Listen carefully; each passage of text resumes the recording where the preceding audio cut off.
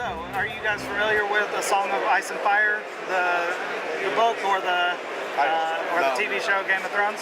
Well, I'm familiar with Thrones, but I'm not up to date. Okay, that's okay. All right. Well, this is a Song of Ice and Fire tabletop miniature game. This takes place right after Robert Baratheon's death. So this is the beginning of the War of the Five Kings. Okay?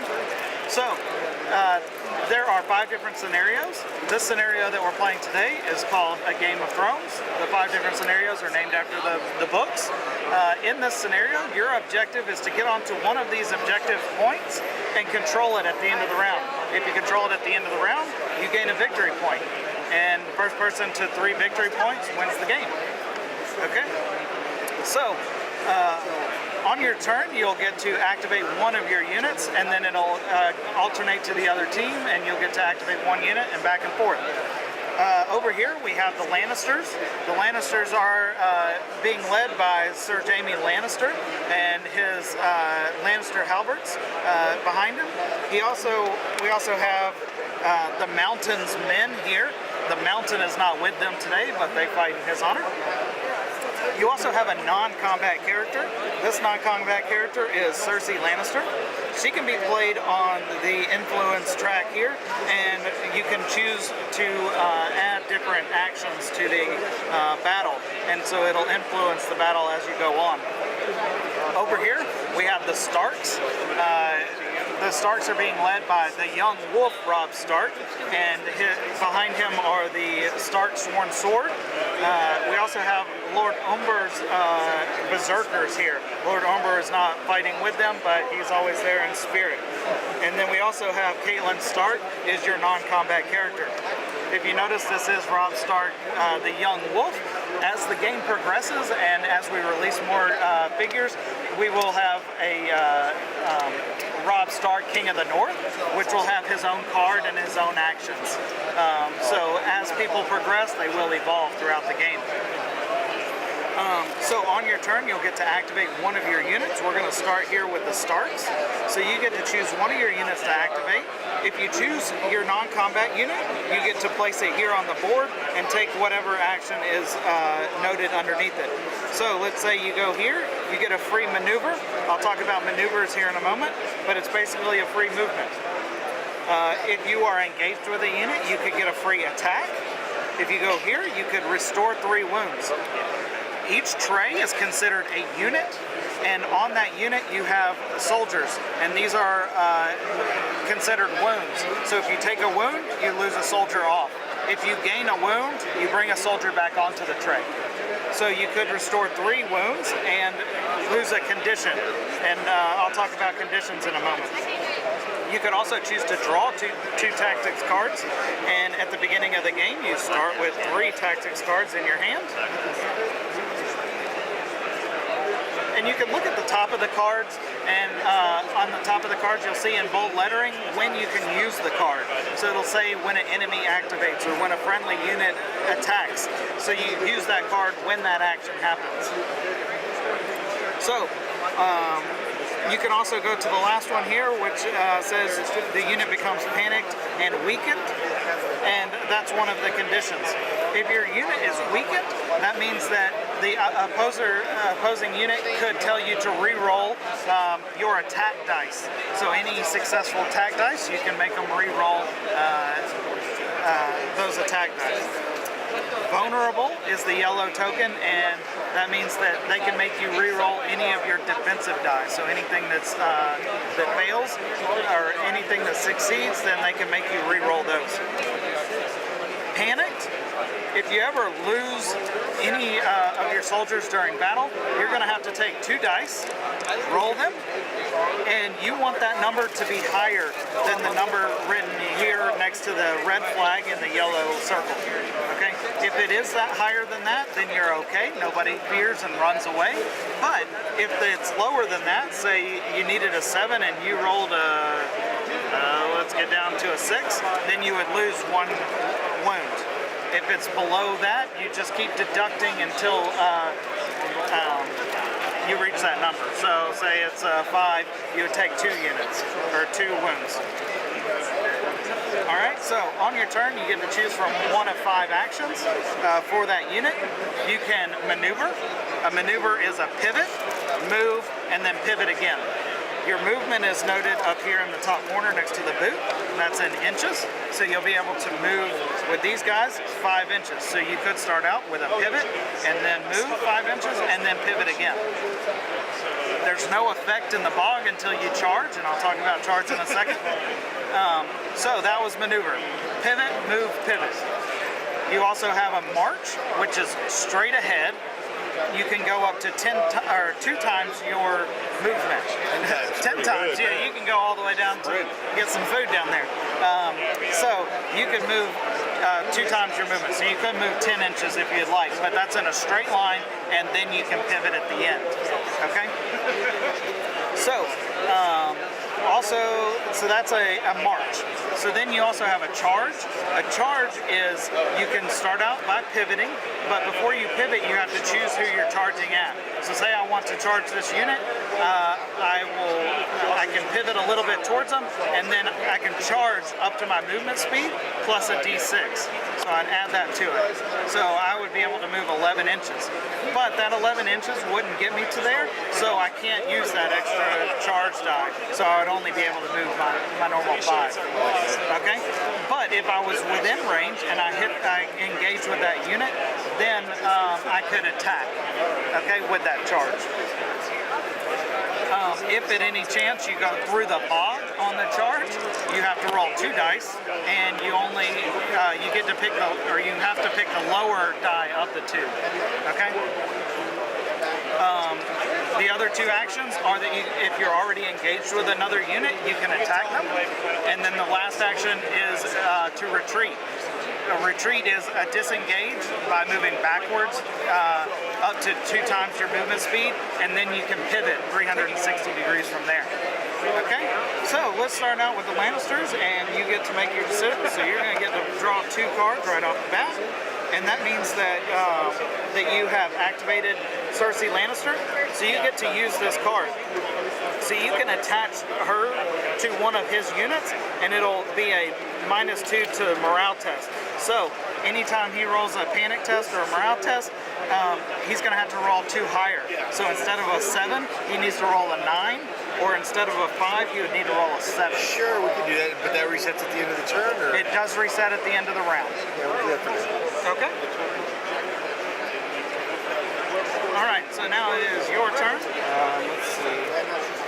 How long do status effects last?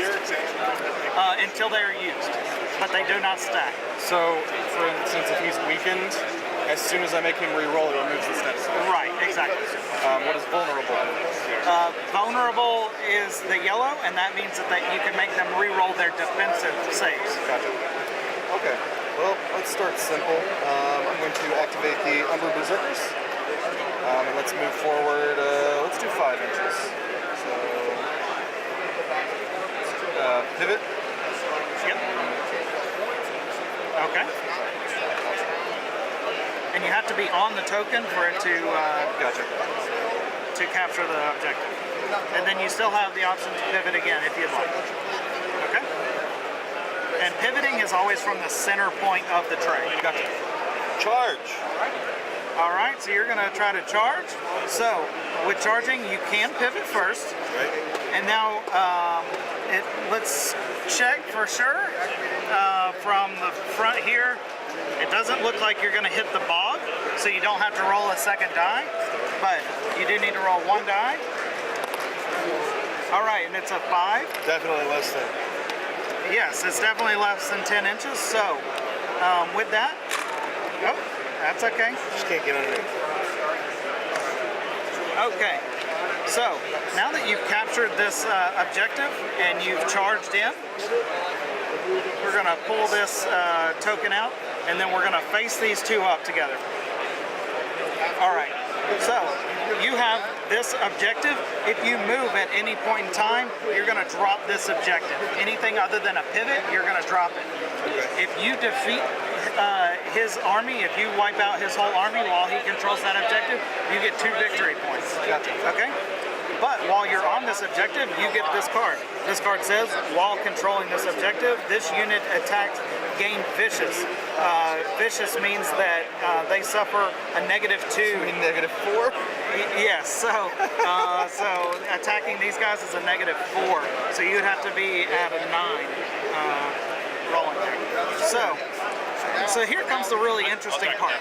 If you look here next to the characters, you can see this is the attack area. You're going to be rolling 8 dice, and you need 3s or higher. Okay. If you lose your back row, if you don't have any more wounds in the back row, you go to 6. As soon as you lose the middle row, you're going to go down to the red 4. Your guys, your berserkers, they get better as they lose guys. So it gets a little crazy. All right, so he's hitting on 3 or higher. That's everything. Goddamn. And you get critical hits on 6s. So you got 9 hits. So you rolled 8, so you hit 8. And 1 crit. And 1 crit, so we're going to add in another die. So now he gets to roll all 9 of these. You probably do. And he needs 6s to save. Come on, look. I mean, you know, Lannister running. All right. 1 save. 1 save. It's not why I paid. And make sure that I'm not missing anything. Okay, they are panicked, so because he charged in, you're panicked. Okay. Oh, so, okay, I guess this is a timing question then. Sure. Because we didn't do that. So I could have done, nope, it's when it makes a text. Okay. Yeah. And that one is when that happens. So, yeah. So we'll see here in a second. Okay, so you saved 1 out of 9. Yep, so back row stays alive. So, okay, so we start from the back and we take off from the back forward. So you're going to lose 8 guys. Wow. Okay, so because you lost men, Videos. You have to roll the leadership test. right, you roll a morale test, so you're going to roll 2d6, and you need a, Not that. I needed a 9. you needed a 9 because of Cersei and because of this ability. So what did you get? 7? So you're going to lose 2 more guys. They ran away in fear. Gotcha. Okay? Yeah, that was a brutal attack. Brutal. All right. So I'm going to take these green tokens and say that this was activated, right? This is the only unit activated? They activated too. Okay. So these 2 units have activated. So now it is your turn, correct? And you're free to either use Caitlin. How many tactics can I use a turn? You can use 1 per action, based on what it says. So you can only use like. Yeah. Sorry, I was just wondering because they all seem to activate at different times. Right. So if they activate at different times, you can use them at those different times. Gotcha. All right. Well, let's try this. We're going to start by start of my turn and activate Winter is Coming. One enemy unit becomes vulnerable. Okay. So apply you're going to make vulnerable vulnerable. I'm going to activate Catelyn Stark. Okay. Put her onto the military icon. Okay. So 1 unit gets a free attack action. Right. And this card, hers attaches to a friendly unit, and it'll allow you to re-roll morale tests. Yeah. So I'll apply that to my Ember Berserkers. Okay. Is Cersei still attached during my turn, or does she go back to one now? No, she stays attached until the end of the round. Gotcha. The other effect of this is the free attack action, so I'm going to activate the Ember Berserkers, and we'll do, I'll play Northern Ferocity. This unit gains Vicious, enemies suffer -2 to panic, and if I control military, the enemy also becomes panicked. Okay. So, I'm only swinging twice. All right. And they become panicked, right? Yep. Okay. So So you're rolling 10 dice with these guys. And he has a defense, because of Sunder, he has a -1 to his defense. So he'll have to roll 5 instead of a 4. yeah, this is going to get messy with 10 dice. Hit a lot. 3s or higher. 2 misses. So looks like we missed these 2. Yep. 8 hits, and then -1 to the defense, and then I can choose to make him reroll. Yes. So, so that is you, and you have you need 4s or higher, but he can also make you reroll. But I got place of Or five. 5s, yeah, because of his Sunder ability. Alright, so you fail everything except these 2, which he can make you use that vulnerable token and re-roll those 2. I am going to go ahead and do that. Okay. Alright, so you lose 7 guys off the back of here, and this token goes away. This is brutal and fast. It just depends, right? To be fair, it's the mountain versus the Umbers. Alright, so now that you lost men, you need to roll 2 d6, and you need a 7 or higher. You had vicious and more panic, right? Yeah. So the panic allows me to make him re-roll his morale, doesn't it? Yes. So if he passes here, you can try to make him re-roll, which he did pass, Yeah, I'll make him re-roll. and he passed again. Okay. Well, you got vicious, right? Yeah. Oh, vicious. So he would need 9 instead of I didn't pass any. so. So 7, you lose 2 more. Oh, so he could have made me re-roll the first one, even though. Yeah, and you could have said keep the 1 and then re-roll the 6. Oh, really? Yeah. Sorry, I should have. It's fine. No, that's really good. And so then these get discarded. Yep. I'm just gonna place them over here. Cool. All right. So that was this activation. So now it is your turn with Master Halberdiers. I like the combo feel to it. Like the tactics cards mixing with everything. Right. It's pretty simple too. Yeah, and having the influence board really, it really adds something to a typical, or not. This isn't typical, but to any war game, this adds a whole another element. Yeah, and that's what I like is off the board units like that are really interesting.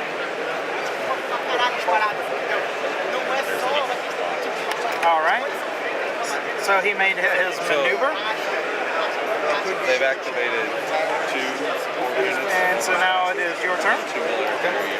That's everything that's died. We are going to activate Rob's unit. Okay. I'm going to play flanking maneuver. This unit may immediately make a free maneuver action. If that unit contains Rob's start, he gains +2 movement for this action. Okay. So I they're played. And loses all abilities. Okay. That unit loses all abilities until the end of the round. If you control, okay, we don't control that. Okay, so this unit loses all of their abilities. He's gonna. Oh, okay. I thought it was a non-combat unit. Well, they're non-combat. When a non-combat unit activates. Oh, this is a combat unit that activated. So this would Oh, so only this be is when actually this when would be she- when she would activate. Okay. Yeah. Sorry about that. This is interesting. All right. So what do you want to do with your maneuver? So I have my free maneuver, and they move 5, so I might as well. So does this free maneuver then? Can I charge afterwards, or is that their whole thing for the turn? It just says can immediately make a free maneuver. Yeah. I mean, it's a free maneuver, so you can move. Okay, so I'm going to move. Let's move 5, Okay. and then I'm going to Charge. Yep, and I'm going to charge. All right. Well, hold on. Just to give you a heads up, when you're charging into halberdiers from the front or from the flank, they get to attack first, and then you get to attack. So he gets a free attack. So what's the timing then with this? Okay. Free. When they announce the charge, or When an enemy unit attacks when they. Yeah, basically when he does his attack, this card so will I go into- actually I wait. Yeah. Right. Either way, it'll go into effect. So by charging, I'm going to hit the objective. Do you want me to pull the objective out now? Yeah, we can do that. Yeah, I figure it's better I know than- what you mean. Yes, please. The theme. I'm not Yep, and you can read that.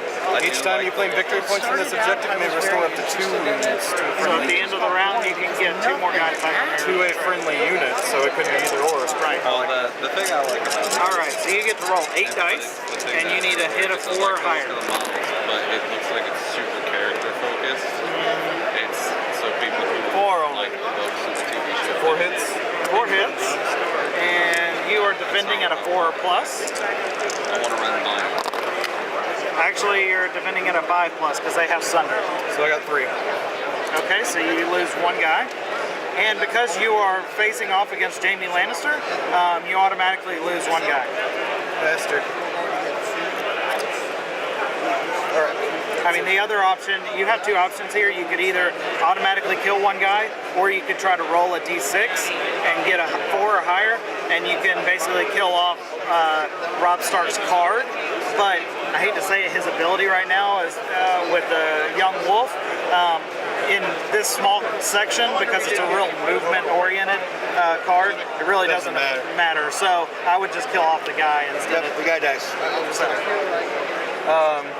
So then I'm going to do my actual activation for an attack, which is all right. That one's fun. for each missing it suffers 1 automatic wound with no defense save. And -1 to hit. Oh. I'm going to activate a Stark Fury. When this unit attacks, it may choose to swing 10 attack dice instead. If it does, it suffers D3 automatic casualties after the attack. Oh man, We're going all out here. that's what it sounds like. So I need 4 pluses to hit. Every Actually, 5 because of his 5 pluses to hit. And I'm going to take 1 wound. 1 wound for every non-hit. That was very good for me. Yeah. You rolled not too bad. I got it. I only took 1 automatic one. So 4 hits 4 hits and 6 and 1 automatic wound back to me, and then a D3. 6 automatic. For each miss, the unit suffers each miss. 1 automatic Yeah. wound. So 6 automatic. So then I'll roll the D3. So I take 2 more, 8. Sorry, try not to bump the mic. That's okay. Oh man. That was not good for you. Why'd you take Robbie off? Oh yeah, sorry. He stays on. It's one of the other ones goes. Because that means when you attach a character in, when the character dies, the unit's gone off the board, right? Yeah, because they're always the last. one. Well, I won't say always, because it could depend on the cards. But So there's that. okay. When do we claim victory points for objectives? All right, so everyone is activated now. So you get a victory point for this objective, and you get a victory point for that objective. Now, these 2 non-combat cards will come back over here. And then you get to draw back up to a hand of 3. What if you have 4? You can discard any cards in your hand that you don't like, or you feel like you aren't going to use. So you can discard any cards in your hand, and then you can draw up to 3. Where are we Back going to up. go to after this? I have no idea. You alright? Yeah, Alright. I'm fine. At this And point, then because I claimed victory points, I can restore I've 2 been having a wounds. lot of fun, but Yes. like at this point, it's just kind of like, this is awesome. We're all out on my berserkers here. If I'm running low, I'm going to run on something to take advantage. Oh, you got your berserkers? Yeah, for the objective. Relaxing. Alright, so these are back. I'm going to pull back the activation tokens. And... Alright, I think we're good. Initiative switches over to the Starks. So now you get first initiative this turn, first round. So I'm going to activate Catelyn Stark. Okay. Same one again. One unit gets a free attack action. So the Umber Berserkers are going to swing in. Okay. We are going to be 10 attacks at 3 plus. Alright. 8. And they have self-sundering, so it'd be -1 defense. If it's activated by the military, you make a charge instead of... Ooh, that's really cool. So if the unit's activated by this, I can charge instead of just attack with them. That's awesome. Alright. So that's 3 pluses, so... It's a lot. Yep.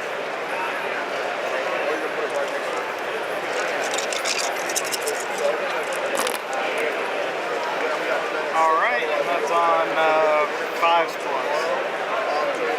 So, 3 wounds. That does Exactly that's enough. good. Oh, and with the kill on the victory point, you get 2. Or with the kill on the objective, you get 2 victory points. So with that, we were playing to 3 victory points. So technically, you just won. Oh, so he would have just won the game. Yeah, just In the demo. in the demo, just because we're playing at 3. So I would have been able to use this in a regular game and attack there. Well, actually, one other friendly unit. Yeah, you can play that now. I mean, why not? Right? One other friendly unit may immediately make a free attack or maneuver action. So yes, you could attack. So I get to attack them. Yeah, you can at least kill the Robb Stark, the young wolf. You know, claim victory that way, right? Yeah. Well, I was thinking it might Well, change. actually, That would if you tie us kill both him, at it would 3. tie you both at 3, and then you know. Yeah, I really like the red unit come out and then. That wasn't so great.